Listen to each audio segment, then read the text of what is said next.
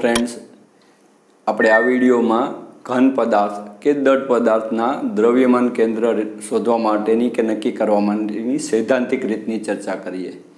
અત્યાર સુધી આપણે આગળના વિડીયોમાં કોઈ પણ પદાર્થ તંત્ર લેતા હતા અને તંત્ર n કણોનું બનેલું હતું અને એમાં કણો બધા છૂટા છવાયા હતા। હવે આપણે અહીંયા વાત કરી કે દળ પદાર્થ કે ઘન પદાર્થ, પહેલાં દળ પદાર્થ અને ઘન પદાર્થ કોને કહેવાય એની વાત કરીએ તો કે દળ પદાર્થની અંદર દરેક કણો વચ્ચેનું સાપેક્ષ અંતર બદલાતું નથી, જ્યારે ઘન પદાર્થમાં સાપેક્ષ અંતર બદલાય છે। એને કઈ રીતે તો કે સપોઝ આપણી પાસે એક ઇલાસ્ટિક બેલ્ટ છે, તમે એનો એક છેડો પકડી રાખી બીજા છેડાને આમ ખેંચો તો એના બે કણો વચ્ચેનું અંતર વધશે, એટલે એનું અંતર બદલાય છે। બાહ્ય બળ લગાડવાથી અંતર બદલાય છે, એને આપણે શું ખેંચવું એટલે એમાં લંબાઈમાં વધારો થયો, એને કહેવાય વિકૃતિ કે વિરૂપણ। લંબાઈ, કદ કે આકારમાં બાહ્ય બળ લગાડવાથી જો ફેરફાર થતો હોય તો એને વિરૂપણ કહેવાય। તો ઘન પદાર્થમાં બાહ્ય બળ લગાડવાથી વિરૂપણ થઈ શકે છે, દળ પદાર્થમાં બાહ્ય બળ લગાડવાથી વિરૂપણ થતું નથી। આનું સાપેક્ષ અંતર, કણો વચ્ચેનું સાપેક્ષ અંતર અફર રહે છે। આમાં કણો વચ્ચેનું સાપેક્ષ અંતર બાહ્ય બળ લગાડવાથી બદલાય છે।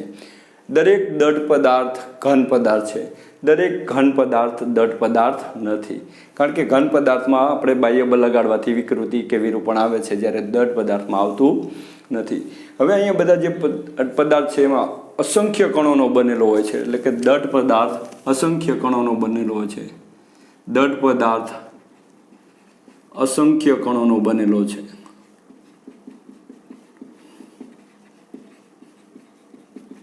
બીજું, આ કણો સતત રીતે વિતરિત થયેલા હોય છે, આ કણો સતત રીતે વિતરિત થયેલા હોય છે।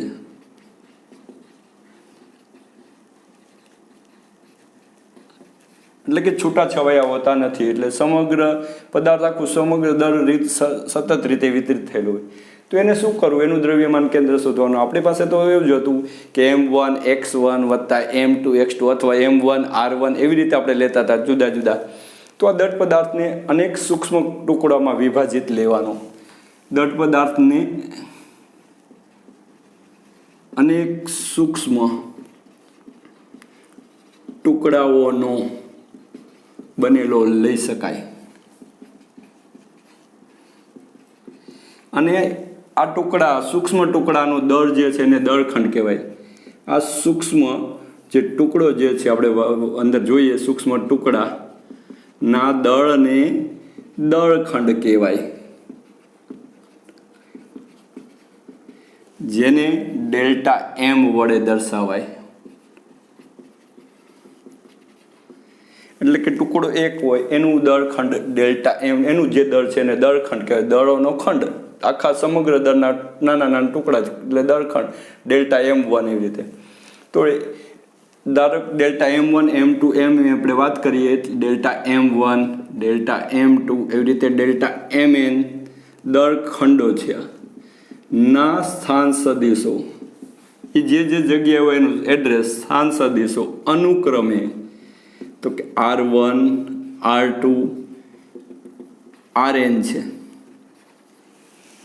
તો આપણે હવે વાત કરી શકીએ દળખંડની લીધું એટલે હવે આપણે એનું RCM લઈએ, એટલે દ્રવ્યમાન કેન્દ્ર RCM બરાબર આપણે અહીંયા વાત R1 R2 લીધું એટલે R1 ડેલ્ટા M1 R2 વત્તા ગુણ્યા ડેલ્ટા M2 વત્તા Rn, છેલ્લે આપણે સરવાળો કરતા છેલ્લે n માં ટુકડાની વાત કરી એટલે Rn ડેલ્ટા Mn છેદમાં ડેલ્ટા M1 વત્તા ડેલ્ટા M2 વત્તા ડેલ્ટા Mn, આ રીતે થશે। હવે જો RCM રહ્યું એ બરાબર આપણી પાસે X Y અને Z એના યામ હોય, તો આને આપણે કેવી રીતે લખી શકીએ એની આપણે વાત કરી દઈએ તો કે XCM બરાબર XI X1 delta M1 X2 delta M2 વત્તા XN એટલે એનો X યામ ડેલ્ટા Mn છેદમાં ડેલ્ટા M1 વત્તા ડેલ્ટા M2 વત્તા ડેલ્ટા Mn। એવી રીતે YCM માટે કરી શકાય Y1 delta M1 Y2 delta M2 એવી રીતે વત્તા yn ડેલ્ટા mn છેદમાં ડેલ્ટા M1 વત્તા ડેલ્ટા M2 વત્તા ડેલ્ટા Mn. એવી રીતે ZCM માટે આપણે અહીંયા લખી શકીએ. હવે વાત આપણે એમ થાય કે જો આ જે દરખંડોની સંખ્યા વધારીએ તો પહેલાં આપણે આને શું લખીએ, નામ લખી શકાય XCM બરાબર સિગ્મા XI ડેલ્ટા MI છેદમાં સિગ્મા ડેલ્ટા MI. YCM બરાબર સિગ્મા YI ડેલ્ટા MI છેદમાં ડેલ્ટા MI નો સિગ્મા એટલે સરવાળો.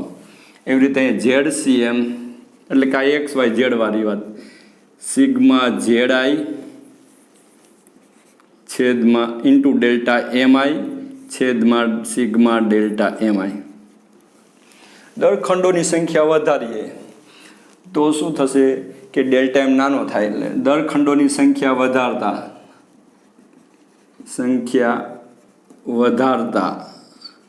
જાજા બધા ટુકડા કરીએ તો ડેલ્ટા જે છે દરખંડનું દર ટેન્સ ટુ 0 એટલે કે સૂક્ષ્મ થતું જાય, ઓછું થતું જાય, તો સરવાળો સંકલન સ્વરૂપે લખાય.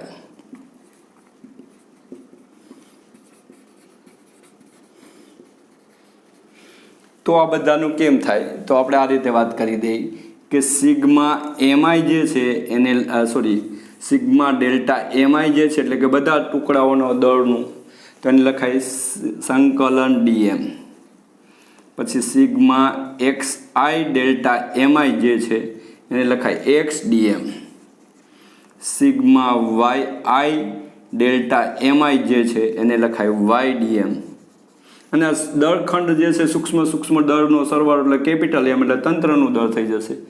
સિગ્મા ZI ડેલ્ટા MI છે એને લખાય ZDM. તો હવે બધું આ પાછા સૂત્ર કેવી રીતે થશે તો x બરાબર આ છેદમાં ડેલ્ટા MI બરાબર M એટલે એને છેદ આપણે બહાર લઈ લઈ, 1/m સંકલનમાં XDM, y બરાબર 1/m સંકલન YDM, z બરાબર 1/m સંકલન ZDM. તો આપણે દળ પદાર્થ કે ઘન પદાર્થના દ્રવ્યમાન કેન્દ્રના સ્થાન શોધવા માટેનું આ સૂત્ર છે. આ રીતે લઈ શકાય. હવે જો આપણે દ્રવ્યમાન કેન્દ્ર જે છે એટલે કે CM ને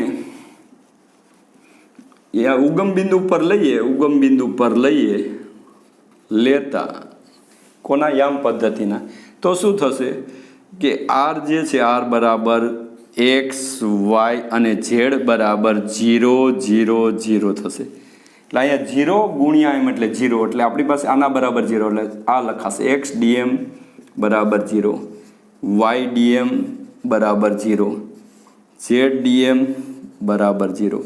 આ રીતે થશે. આનો અર્થ શું થશે આપણે જરા એક પરિમાણિકમાં સમજીએ તો કે ધારો કે X અક્ષ પર અહીંયા ઉગમ બિંદુ છે અહીંયા મેં એક દળખંડ લીધો DM અને એને X અંતરે જોયો, તો કે જો એક પરિમાણમાં આપણે વાત કરીએ DM X અંતરે રહેલા દળખંડ DM ને સમતુલ્ય બીજો દળખંડ DM પણ -X અંતરે જોવા મળશે જ તે.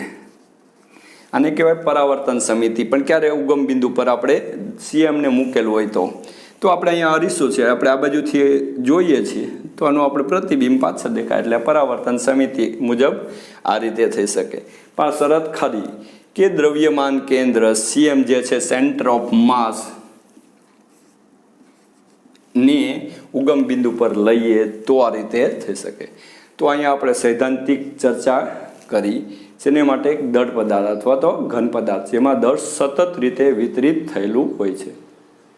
હવે આપણે દળ પદાર્થ કે ઘન પદાર્થનું દ્રવ્યમાન કેન્દ્ર સૈદ્ધાંતિક રીતે કેવી રીતે ચકાસી એની ચર્ચા કરી. એને અનુસંધાને આપણે અહીંયા એક L લંબાઈનો પાતળો સળિયો જે છે એનું દ્રવ્યમાન કેન્દ્ર કેવી રીતે શોધી શકાય પ્રશ્ન લીખો છે. સમાંગ એટલે કે નિયમિત ઘનતાવાળો. સપોઝ આ સળિયો છે તો આનો જે આડછેદ છે જાડો પાતળો થયેલો ન હોવો જોઈએ, તો આ સમાંગ કહેવાય. આ સમાંગ દર વિતરણ ધરાવતો એમ ગણી શકાય. જેની દર ઘનતા સરખી હોય તો એને સમાંગ વિતરણ ધરાવતા એવા પાતળા સળિયાનું દ્રવ્યમાન કેન્દ્ર. અથવા બીજો પોઈન્ટ આપેલો છે કે જે આ સળિયો જે છે એનું દ્રવ્યમાન કેન્દ્ર એના ભૌમિતિક કેન્દ્ર પર હોય એમ દર્શાવવાનું છે. પેલા ભૌમિતિક કેન્દ્ર માટેની વાત કરી કે તો જો સળિયો જે હોય સમાંગ આડછેદવાળો તો એનું ભૌમિતિક કેન્દ્ર એટલે એનું મધ્ય બિંદુ. અહીંથી અહીંયા સુધીની લંબાઈ L ગણી તો L/2 અંતર થાય. તો એનું ભૌમિતિક કેન્દ્ર એના મધ્ય આપણે દ્રવ્યમાન કેન્દ્ર એના ભૌમિતિક કેન્દ્ર પર હોય, દળની અંદર હોય. પછી આપણે બીજી વાત કરીએ, તકતી લઈ વર્તુળાકાર. તો વર્તુળાકારનું કેન્દ્ર એટલે આ થયું ભૌમિતિક કેન્દ્ર. તો એનું જો તકતી નિયમિત ઘનતા ધરાવતી હોય તો એનું દળ દ્રવ્યમાન કેન્દ્ર પણ એના ભૌમિતિક કેન્દ્ર પર અને દળ પર જ હોય. પછી જો આપણે રિંગ લઈએ, રિંગ નિયમિત દળ ઘનતાવાળી, તો એનું દ્રવ્યમાન કેન્દ્ર પણ એના કેન્દ્ર પર એટલે કે ભૌમિતિક કેન્દ્ર પર હોય, પણ ત્યાં દળ નથી. એટલે દ્રવ્યમાન કેન્દ્ર જ્યાં હોય ત્યાં દળ હોવું હોય છે અને હોઈ શકે પણ નહીં, એવું પણ હોઈ શકે. તો આ સમિત આકાર કહેવાય. આ સમિત આકારની તકતી થઈ, આ રિંગ થઈ. આપણે માનો કે નળાકાર લઈએ. નળાકારની અંદર બે પ્રકારના, પોલો નળાકાર. તો એની અક્ષ છે એટલે પોલો, આવી રીતનો પોલો હોય આવો. તો પોલો નળાકાર, જો પોલો છે એવું પોલો નળાકાર, તો એનું દ્રવ્યમાન કેન્દ્ર એના મધ્ય બિંદુ પર જ હોય ને અક્ષ પર જ હોય. નક્કર હોય તો પણ એ રીતે હોય. પોલામાં દ્રવ્યમાન કેન્દ્ર રહ્યું, એના દળમાં દ્રવ્યમાન કેન્દ્ર પર દળ નથી, અને નક્કર હોય તો દળ છે. ચોરસ તકતી લો તો એના જે વિકર્ણો એકબીજાને જ્યાં છેદે એનું ભૌમિતિક કેન્દ્ર કહેવાય. અને સમાન ઘનતા ધરાવતી હોય તો એનું દ્રવ્યમાન કેન્દ્ર એના ભૌમિતિક કેન્દ્ર પર. લંબચોરસ તકતી લો તો પણ એના વિકર્ણો જે એકબીજાને છેદે એ જ એનું દ્રવ્યમાન કેન્દ્ર થાય. તો એના ભૌમિતિક કેન્દ્ર પર આવી રીતે. ત્રિકોણ લો, ત્રિકોણની અંદર એને જે સમાંગ રીતે વિતરિત કરેલું હોય તો એનું મધ્ય કેન્દ્ર જે છે એનું દ્રવ્યમાન કેન્દ્ર ગણાય અને ત્યાં જ થઈ શકે, એટલે ભૌમિતિક કેન્દ્ર પર હોય. જો સમબાજુ તકતી હોય, સમબાજુ એટલે બધી બાજુ ત્યાર કાળ સરખો એવું જરૂરી નથી, આપણે ગમે તેવી આકારની લઈ શકાય, આ રીતની હોય. તો એનું જે ભૌમિતિક કેન્દ્ર એટલે કે મધ્યકા જ્યાં છેદતી હોય એ જ એનું દ્રવ્યમાન કેન્દ્ર થાય. તો આપણે અહીંયા જોયું કે દ્રવ્યમાન કેન્દ્ર આ સમિત આકાર કહેવાય. સમિત આકાર ધરાવતી જે ઘન પદાર્થ હોય કે જેનું દળ સમાંગ રીતે વિતરિત એટલે કે જેની ઘનતા સરખી રીતે હોય, તો એનું દ્રવ્યમાન કેન્દ્ર એના ભૌમિતિક કેન્દ્ર પર હોય, પ્લસ દ્રવ્યમાન કેન્દ્ર પર દળ હોય અથવા ન પણ હોય, એટલે કે દળની અંદર હોઈ શકે અને ન પણ હોઈ શકે, એ રીતે હોઈ શકે. તો આ સમિત આકાર ધરાવતી વસ્તુઓ માટેની વાત થઈ. એમાં આપણે એક સૈદ્ધાંતિક રીતે વાત કરશું, પાતળા સળિયાનું દ્રવ્યમાન કેન્દ્ર હતું. તો આપણો જે પાતળો સળિયો જે છે એ આપણે સુરેખ ગણી શકાય, સુરેખ વસ્તુ ગણી, રેખીય વસ્તુ ગણી શકાય. તો જે આપણો પાતળો સળિયો જે છે એમાં આપણે સૈદ્ધાંતિકમાં શું વાત કરી કે ટુકડા અનેક સૂક્ષ્મ ટુકડામાં વિભાજિત કરવાનું. તો આપણે અહીંયા ટુકડાઓ સૂક્ષ્મ ટુકડામાં વિભાજિત સમજી લઈએ અને ટુકડા કરી નાખ્યા. પાતળા સળિયાના અનેક ટુકડા કરી નાખ્યા. હવે આકૃતિ એમાં શું, અહીંયા વાય અક્ષ બતાવેલી છે, અહીંયા જે એક્સ અક્ષ બતાવી છે, એટલે કે સળિયાની લંબાઈ એક્સ અક્ષ પર. તો આપણે આ ટુકડાની વાત કરી તો આ ટુકડાની લંબાઈ કેટલી, તો કે dx, અને એનું જે દળખંડને આપણે dm કહીએ. તો ઉગમ બિંદુથી કેટલા અંતરે છે કે તો કે x અંતરે. આ રીતે આપણે એટલે કે આપણે સળિયાને અનેક સૂક્ષ્મ દળખંડોમાં વિભાજિત ગણી શકાય. એટલે પહેલી આપણે વાત કરી સળિયાની લંબાઈ. ધારો કે પહેલાં આપણે વાત કરી દઈએ, ધારો કે સળિયાની લંબાઈ L છે, લંબાઈ L, સળિયાનું દળ કેપિટલ M. તો આપણે પાસે એકમ લંબાઈ દીઠ L લંબાઈ તો દળ M, એકમ લંબાઈ તો દળ કેટલું, એને કહેવાય રેખીય દળ ઘનતા, લેમ્બડા બરાબર M/L. તો એકમ લંબાઈ દીઠ દળ જેને કહેવાય રેખીય દળ ઘનતા. રેખીય દળ ઘનતા, અને એને આપણે સંજ્ઞા આપી કે લેમ્બડા. તો લેમ્બડા બરાબર કુલ દળ ભાગ્યા લંબાઈ. L લંબાઈ તો M દળ, તો એકમ લંબાઈ કેટલું M/L, અને જેનો એકમ થશે દળ એટલે કિલોગ્રામ પ્રતિ મીટર. તો અત્યાર સુધી તમે જે ઘનતા ભણ્યા એ દળ ઘનતા નથી, કદ ઘનતા ભણતા, દળ ભાગ્યા કદ, અને એનો એકમ કિલોગ્રામ પ્રતિ મીટર. હવે જો સમતલીય વસ્તુ હોય, માનો કે આપણે આ બોર્ડ કહેવાય, તો બોર્ડ સમતલીય વસ્તુ કહેવાય. તો એની જે દળ ઘનતા માટે વાત કરવાની રહી તો એમાં ક્ષેત્રફળ એટલે ક્ષેત્રીય દળ ઘનતા. તો એમાં આ રીતે લખાય, એ જેટલું આખું ક્ષેત્રફળ બોર્ડનું એનું કુલ દળ M, તો એકમ ક્ષેત્રફળ દીઠ કેટલું દળ, તો એને સિગ્માથી બતાવાય, એટલે કે આને પૃષ્ઠ ઘનતા કહેવાય. પૃષ્ઠ દર ઘનતા, રેખીયને બદલે પૃષ્ઠ દર ઘનતા સિગ્મા બરાબર m/a. તો અહીંયા કિલોગ્રામ પ્રતિ મીટર સ્ક્વેર એ ઘનતાનો એકમ થયો.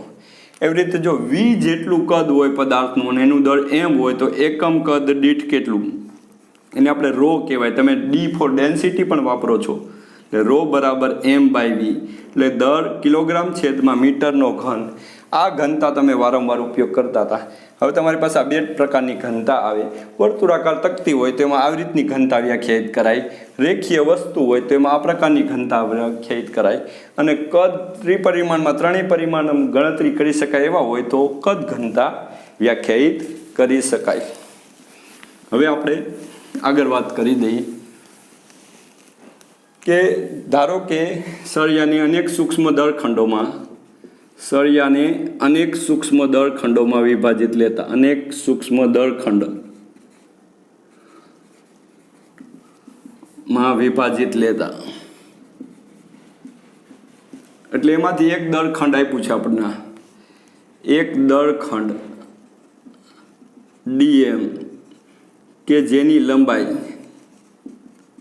dx છે અને જે ઉગમ બિંદુથી x અંતરે છે,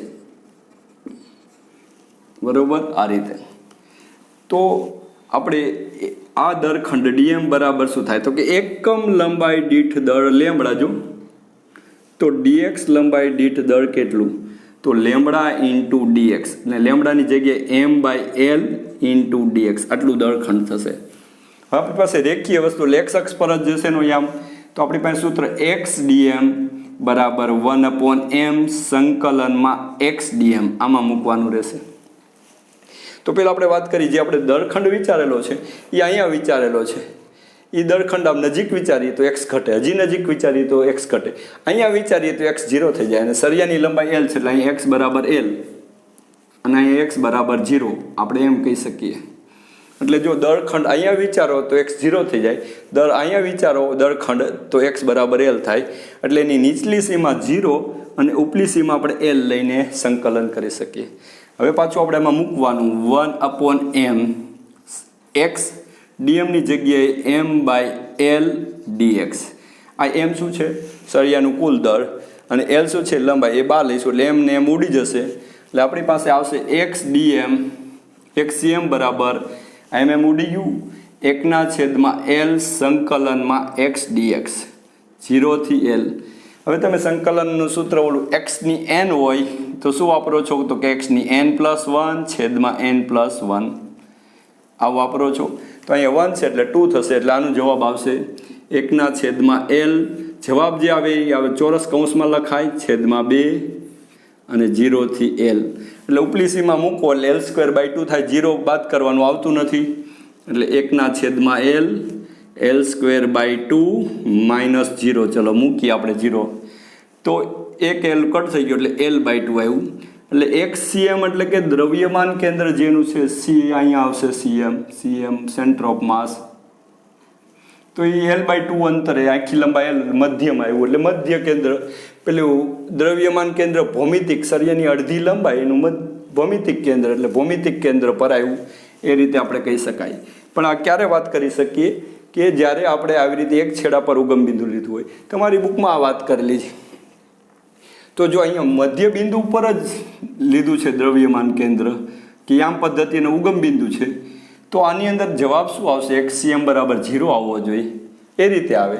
કારણ કે આમાં આપણે પરાવર્તન સમિતિ પણ વાપરી શકીએ કે dx જે છે dx જેટલા દળખંડનું નામ આપ્યું છે dm, તો અહીંયા dm જેટલું દળખંડ છે એટલું જ આ બાજુ દળખંડ તમને જોવા મળે છે, પરાવર્તન સમિતિ.